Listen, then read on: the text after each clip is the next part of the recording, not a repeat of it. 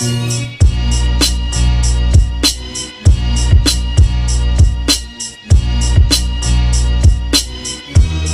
everybody, Uncle P. Hope you guys had a Merry Christmas. I had a pretty good Christmas. My kids got me socks. Yeah, last year I got a bread maker, so I can't complain. But it's funny because my kids every year they get everything they want. This year my son, we decided to get him an Xbox, right? This fool gonna talk about, but Dad, it ain't the big one. It ain't the. I'm gonna tell you, kids is damn spoiled. I wish I'd have said that to my dad. You know what? I did say one year I had to be about 4th grade, and I think my grandmother, it wasn't even a daggone Christmas present. It was something, and I said, man, I wish I had the big one. Didn't you see my grandmother threw that down away? Threw it right in the garbage. See, that's what I should have did, but I didn't. Some old punk. Anyway, hope y'all had a Merry Christmas. I'm only going to answer a few questions, and I'm only going to do it because she sent them to me. So anyway, let's get on to it. Oh, by the way, excuse all the noise. My kids are just being themselves. Go away. Stop knocking on the door. I'm just going to jump right in there. So I am a BFF. I think that means best friends forever. Y'all know how I am. That I've known since high school. I'm 30. I have to mention that he was my high school sweetheart, and we hadn't been in contact very much throughout the years. But when we reconnected last year, it was like nothing had changed, friendship-wise. My problem is his wife. Alright, we'll keep reading.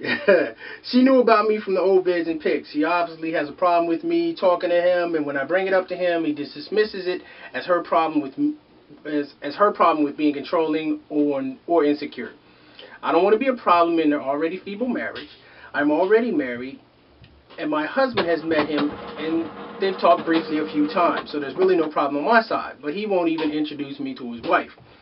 I think I should probably get some space between us and let them work things out, and this may include us not being able to talk much, but he's not going to stop calling because he's an ass and really doesn't care what his wife thinks. And I like talking to him. I know I'm wrong because if it was her, I wouldn't have it. So what's your opinion? Give it to me straight, no chaser. Actually, straight, no chaser. First of all, look, my opinion is a lot of people say things like, well, I don't want to disrespect his wife, or I don't want to disrespect her husband. Me personally, I think it's bullshit. I think it's self-serving. We use that to support whatever decisions that we make at the time. Really, it's not about, for you, who gives a shit if he disrespects his wife? What he's doing is disrespecting you. Now, as far as telling him, I would tell him, back off, I don't want to talk to you no more. You ain't got to be an ass about it, but look, you got some things you need to take care of. Clearly don't involve me. That's one thing. Number two, forget about him being an ass. If you tell dude don't call no more and he call, then you let your husband check him. That's something totally different. Now we going into the realm of just outright disrespect. And really, the reason why he contacted you, I'm going to tell you about the mind of a man. Number one, you were his high school sweetheart. Number two, things ain't working in the marriage.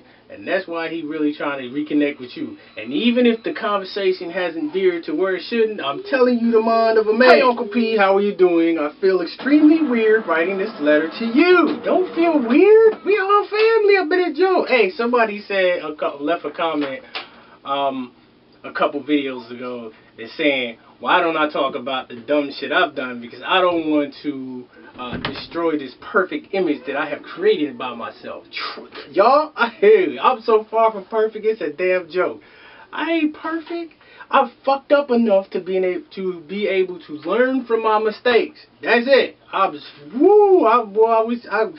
tell y'all some of the dumb ass shit I've done. But anyway, I'm 20 years old and been with my boyfriend for 3 years. Although he is older than me. He's a little childish and sometimes it bothers me, but I'm having a huge problem with him. It seems like a year ago his desire to have sex with me is non-existent. Really? Now, you and I both know it's not our age. By the way, my boyfriend's 23. But I have no idea what's causing the problem. I've tried to talk to him and ask him if there's anything wrong, such as stress, etc. I've also asked him if there's another girl. I asked him if he didn't want to be in a relationship. Numerous questions, with all the questions being answered no. Followed by, of course, I still love you. Alright. Maybe it's me. I know I'm attractive and I have a wonderful personality and I'm nice and I cook for him, clean for him, I take him out to eat. You taking a grown-ass man out to eat? Something wrong with you. Anyway, I take care of him so well, and I know a lot of guys would love to have someone like me in their lives.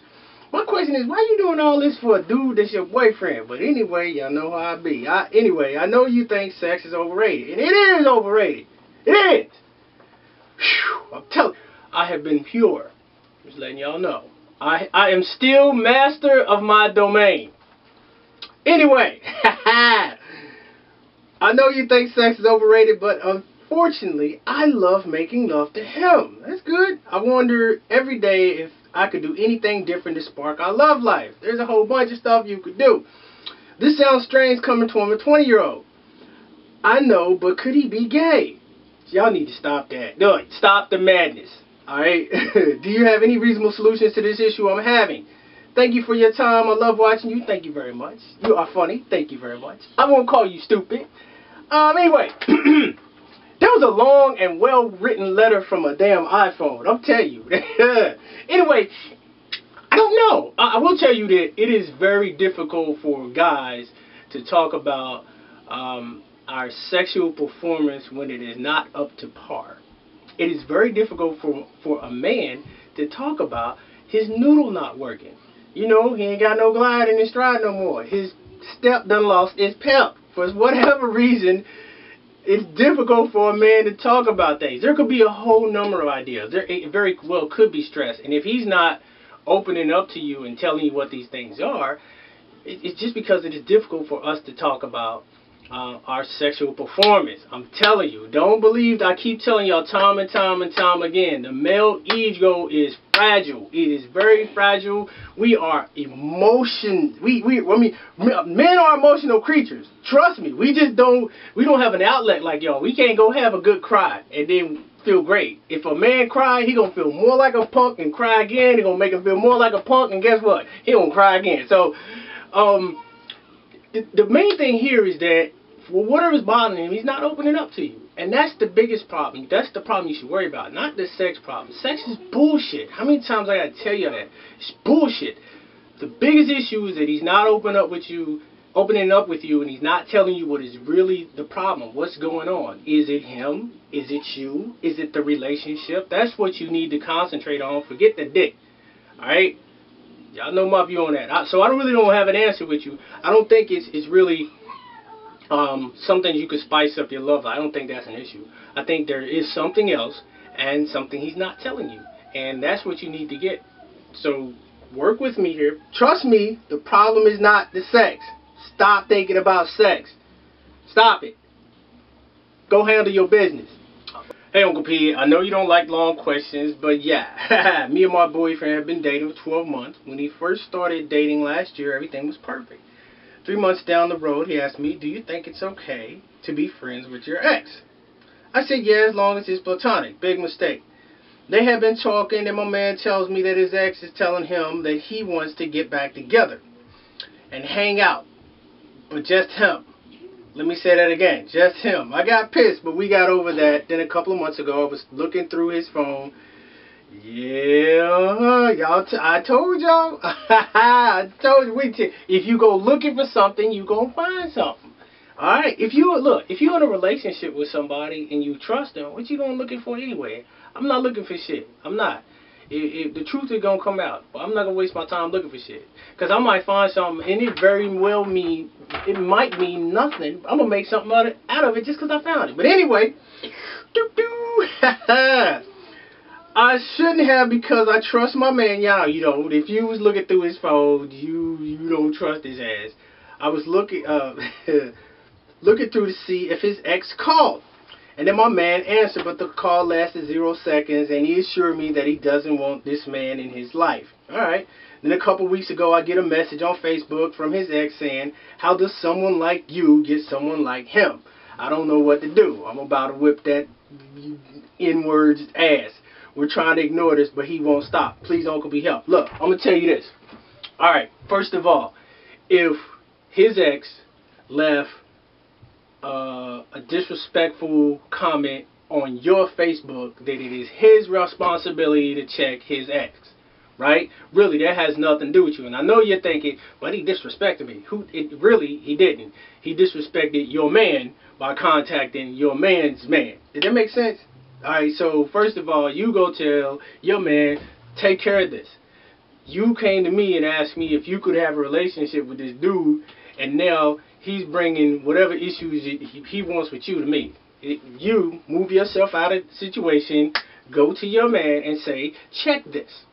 That's how you handle that. That's how you remove stress from your life. And stop looking for shit. If you trust him, you trust him. Alright, this was a real quick one. Somebody asked me, what do I think about the WikiLeaks situation? Y'all swear y'all gonna get me to talk about Obama, huh? I ain't talking about Obama. But I will talk about the WikiLeaks. Look, here's my standpoint. As a citizen of the United States, I believe that we should know what our government is doing. What's going on with our government. The things, so much happens in our country that we have no clue about.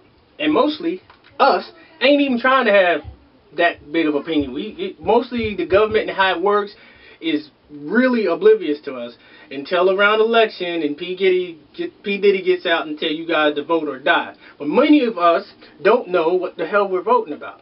We don't know how our country works. We don't know how our government works. Most of y'all can't even tell me how your daggone homeowners association works. So on that note, I believe that WikiLeaks serve a purpose by informing Americans and us how things are going on, the stuff that we will never hear about. As a soldier, I believe that these documents could put a person's life in danger. And I'm also sickened that for now, the person who released the documents has United States of America on his uniform. Just, you know what, bring him to me, lock me in a room with this punk, 30 minutes. I was going to say 15 minutes, but I had some bent up aggression. 30 minutes, and I'll make sure that he is well punished for his misdeeds. Look, if there are a lot of things that the government does that I don't agree with. There's a lot of things that the Army does that I don't agree with. If I don't like it, I do my time, I honor my employment contract, and I get the fuck out. And then I go handle myself as a civilian and say whatever the hell I want to. Talk about Obama if I want to. Right now I ain't doing it. Am I making sense? The Army is really nothing more than an employer. It is. And people try to, put these odds in it. It's an employer. If I'm working for Walmart and I wake up one morning and I don't want to work for Walmart anymore, I honor my employment contract and then I beat feet. The Army's the same way. If this kid was so upset about what the government did and da-da-da-da, he should honor his contract as a soldier and then get the fuck out. And that's what pisses me off. That's all I'm gonna say. As a civilian, and as a soldier, I did the letter last time from the Asian girl. Y'all know I got about 10 or 15 letters, very honest letters, and the most of them were like this. First of all, they were really.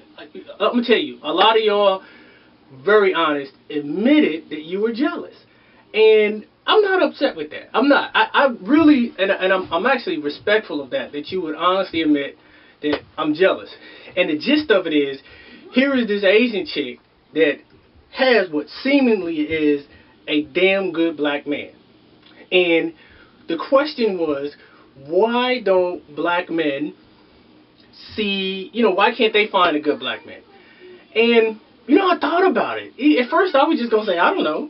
I'm with the belief that you can't go find a person. People are dropped in your lap. They make themselves come apparent to you for whatever reason. You just can't find a person. And then when you do find a person and get married 10 years later, the shit still ain't right. So, but this is what I think, and I'll be real with you. I told you guys about that. So many of us black men are growing up without black men, without fathers. Well, if you're a young black woman, you automatically, if you say, okay, I'm only going to date black men who have been raised by black fathers, you exclude damn near 50% of the population. Then if you talk about those other traits that I said will make a man desirable, that he graduated high school, that he has a job, that he's respectful, that he's made wise choices in his life, you start dwindling the pool of eligible men. Well, us men, the same thing. If we start looking, and this is just my opinion, you know, if we start looking for a good black woman, we decrease our pool as well. One thing that is apparent, and I'm only generalizing, and this ain't for everybody, I'm just gonna speak my mind, but the perception is that black women are aggressive, overly aggressive. I mean, aggressive for no real fucking reason. How many times have I gotten a comment on YouTube saying, "Oh, a black woman wouldn't done that"? You know, to a lot of brothers, this is simply not appealing, and especially if you were not raised by that type of woman. Maybe this brother was like that. I don't know. I think that there's something in our culture that is broken. I think that, yes, my opinion is black women are too aggressive. And I also think that black men are not masculine enough. I don't mean chest thumping. I don't mean talking about how big we are. Talking about that you making dollars and flying G5 jets and shit. I mean masculine as far as taking care of our homes, taking care of our responsibilities, and growing as men. I don't think that we're masculine enough. I think that we failed our homes and our communities. And that is the reason why we are broken. And that is the reason why many black men turn to their community and say, hey, there's nothing there that I like. And on the flip side of that, like myself, I don't care what race of the woman is. Never have. I do know that there are certain traits that I like and I've always been attracted to. But there are some brothers that for some reason look back at our community and see less than. I don't know. I really did sit here and try to come up with a very honest, my opinion on why that is. I don't know.